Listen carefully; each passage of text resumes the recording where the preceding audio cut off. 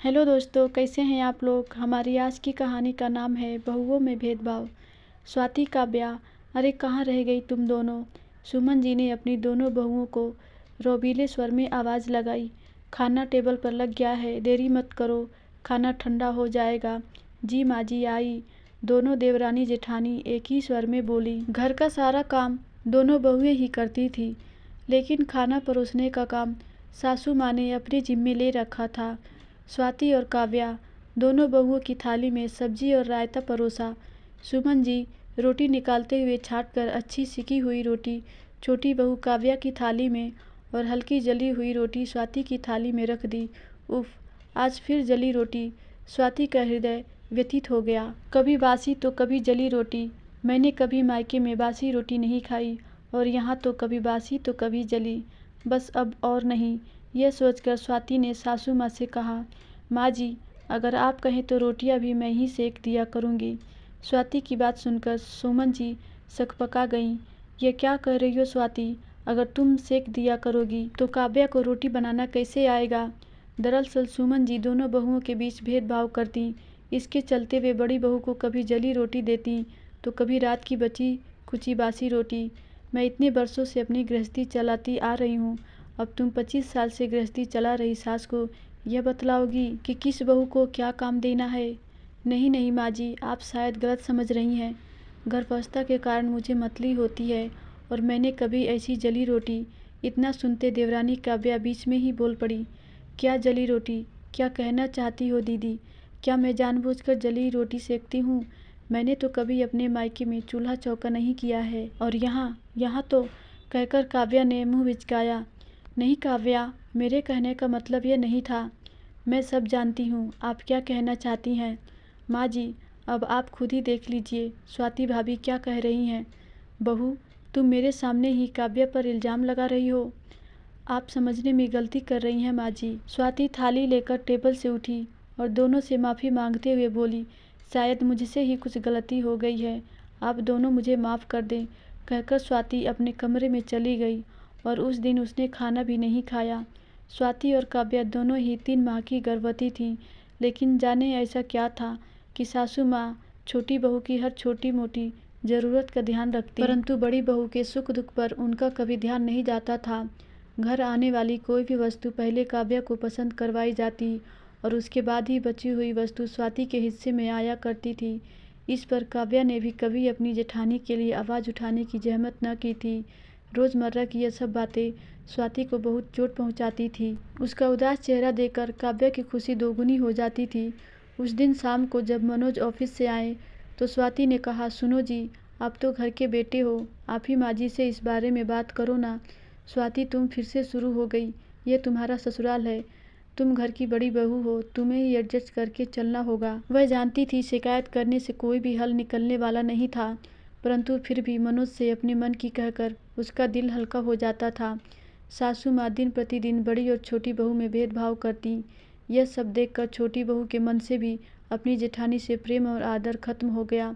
वह हमेशा अपनी सास सुमन जी के इशारों पर चला करती। रोज़मर्रा की छोटी छोटी बातों के साथ दिन बीतते जा रहे थे, परंतु समय तो अपनी ही गति से चल रहा था। स्वाति और काव्या दोनों को 7वां महीना लग गया। उन दोनों की डिलीवरी में मात्र 14 दिन का अंतर था। बच्चे की आने की खुशी में स्वाति ने इन छोटी छोटी बातों को दिल से लगाना छोड़ दिया। एक दिन काव्या रसोई में चाय बनाने के लिए गई। उसने चाय का डिब्बा निकाला तो साथ रखा तेल का डिब्बा फर्श पर जा गिरा। सारी रसोई में तेल फैल गया। शीला से कहकर उसने रसोई की साफ सफाई करवा दी, पर फिर भी थोड़ी फिसलन होने की वजह से चाय ले जाते समय काव्या वहीं पर फिसल कर गिर पड़ी। उसकी चीख सुनकर घर के सभी लोग दौड़कर रसोई में पहुंचे। काव्या को जमीन पर पड़े देख सब बहुत डर गए। आनन फानन में काव्या को तुरंत ही पास के अस्पताल पहुंचाया गया। गिरने की वजह से काव्या का बच्चा पेट में ही मर गया।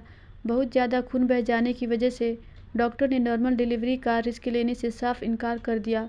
सर्जरी करके काव्या के मृत बच्चे को पेट से बाहर निकाला गया। एकाएक अपने बच्चे को खो देने से काव्या का रो रो कर बुरा हाल था। उधर स्वाति और उनकी सासू माँ के हृदय पर भी इस घटना से बड़ा आघात लगा था। अजन्मे पोते की मृतदेह को देखकर सुमन जी का दिल छलनी छलनी हो रहा था। उनकी 2 बच्चों की दादी बनने की उम्मीद पर पानी फिर गया था। कुछ ही हफ्तों में काव्या को अस्पताल से छुट्टी मिल गई और वह घर आ गई। अपना बच्चा खो देने के बाद काव्या अब उदास रहने लगी थी और उधर स्वाति से उस बिचारी का दुख देखा न जाता था। देवरानी और सास के दिए हुए दंश वह भूल कर काव्या की सेवा में लग गई थी। धीरे धीरे काव्या की सेहत में सुधार आने लगा था। ईश्वर की मर्जी के आगे किसी की नहीं चलती, इसीलिए उसने इस दुख से उबरने में ही अपनी भलाई समझी। अब वह अपनी जेठानी स्वाति के साथ उसके कामों में मदद करने लगी। कुछ ही दिनों में सब कुछ पहले की तरह ठीक हो गया और फिर एक दिन सासू माँ की वही आवाज़ सुनकर दोनों बहुएं चौंक गईं। अरे बहुओं, कहाँ हो तुम? मैंने तुम्हारा खाना टेबल पर लगा दिया है। क्या हुआ माँ जी, आज आप खाना क्यों परोस रही हैं? आप अपने कमरे में आराम कीजिए, यह सब मैं अपने आप कर लूँगी, स्वाति ने दबे स्वर में माँ जी से कहा। सुमन जी बोली, अरे तुम क्यों चिंता करती हो? अब जब काव्या ने भी तुम्हारे साथ काम संभाल लिया है तो मुझे सिर्फ खाना परोसने का ही काम है। इसमें काम या थकान की क्या बात है? चलो चलो, अब ज़्यादा बातें ना बनाओ, खाने की टेबल पर आ जाओ। स्वाति को वह जली रोटी याद आने लगी थी, परंतु दोनों बहुओं को लगा कि शायद माँ जी के व्यवहार में परिवर्तन हो गया होगा। माँ जी ने दोनों बहुओं की थाली में खाना परोसना शुरू किया। दोनों बहुएं सुमन जी को एकटक देख रही थीं कि वे आगे क्या करने वाली हैं। उन्होंने दोनों की थाली में एक एक रोटी रख दी, पर यह क्या, आज बासी रोटी की थाली बदल गई थी। सुमन जी ने बासी रोटी स्वाति के थाली में ना रखकर काव्या की थाली में रख दी।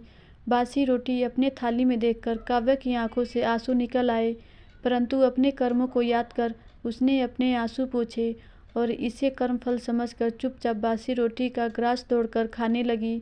स्वाति को यह सब देखकर अपना समय याद आ गया। रुको काव्या, स्वाति ने बासी रोटी का वह ग्रास काव्या के मुंह में जाने से पहले ही उसका हाथ रोक दिया। नहीं काव्या, जो सब मैंने झेला है वो सब तुम नहीं झेलोगी। और उसने अपनी देवरानी की थाली से वह बासी रोटी हटा ली। स्वाति के फैसले को देखकर सुमन जी और काव्या को अपनी की गई हरकतों पर शर्म आ रही थी, परंतु स्वाति का प्रेम भरा व्यवहार देवरानी और सास के निर्दयी मन में प्रेम व करुणा का भाव उत्पन्न करने में तो कामयाब हो ही गया था।